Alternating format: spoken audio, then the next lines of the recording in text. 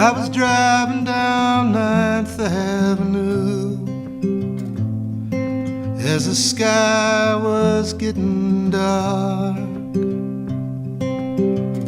I didn't have nothing else to do, so I kept on riding to Battery Park. I stepped out in the damp and misty night as the fog was rolling in. Man said, last boat leaving tonight is the boat for Ellis Island.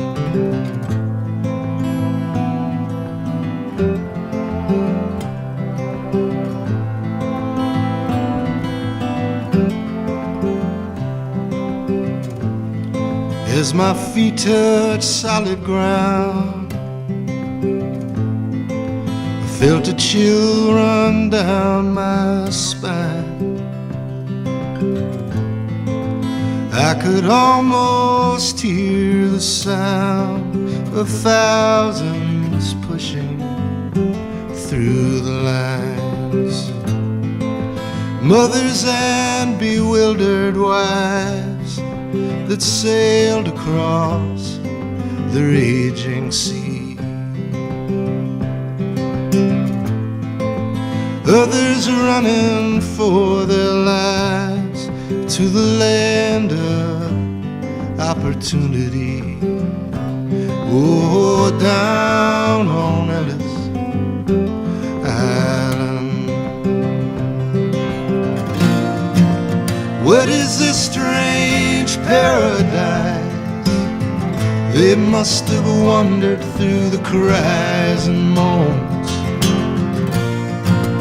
After all they sacrificed, their faith, their families, friends and homes.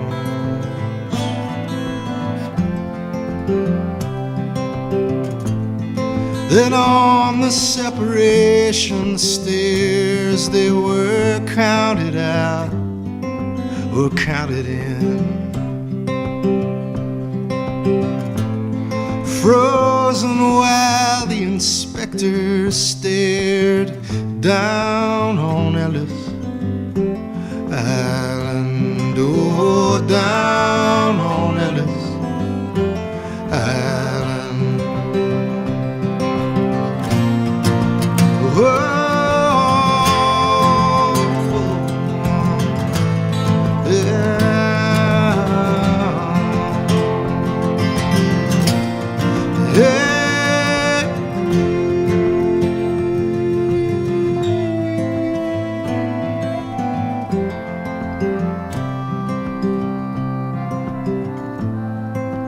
me, I only stumble in just to wander around that empty hall,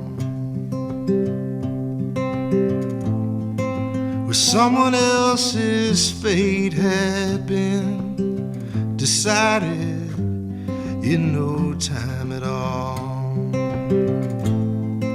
And cases filled with hats and clothes and the belongings of those who journeyed far. They're strange reminders, I suppose, of where we're from and who we are. But as the boat pulled off the shore, I could see the fog was lifting, and lights I'd never seen before were shining down on Ellis Island, shining down on Ellis Island.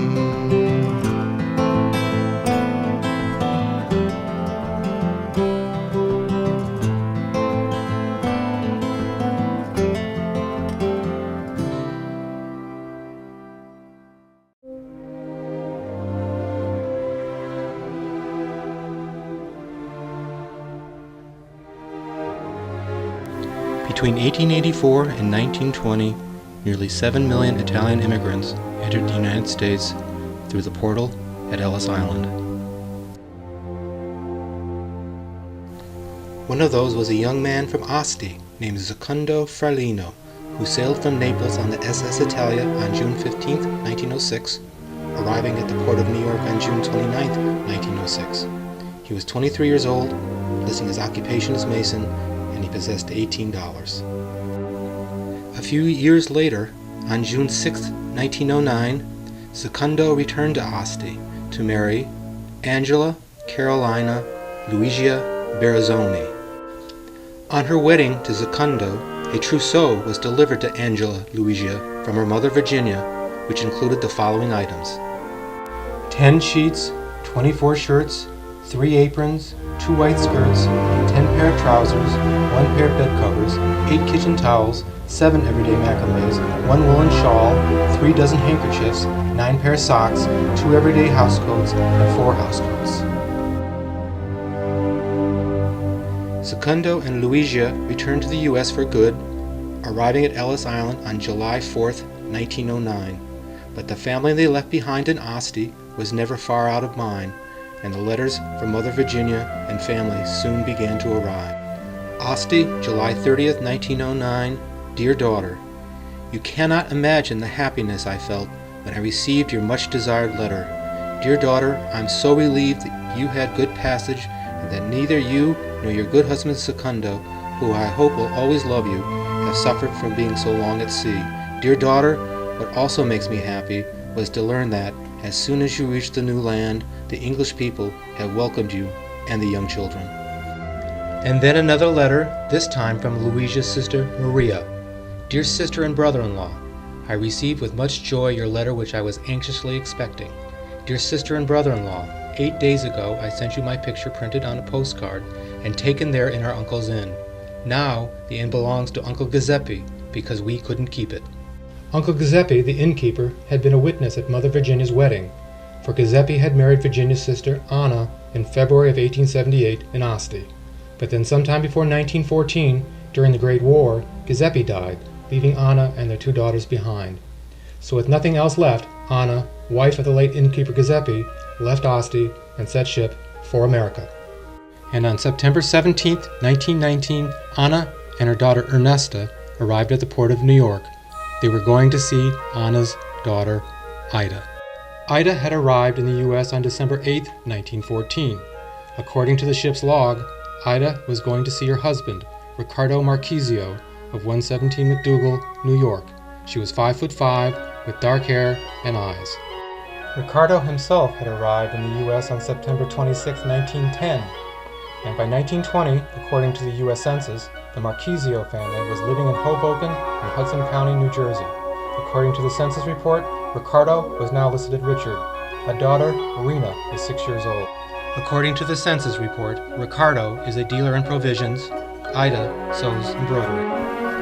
And then, on July 4, 1922, Ida Nebbiolo Marchisio, daughter to Giuseppe and Anna, niece to Virginia, cousin to Secondo and Luigia, gave birth to a baby boy.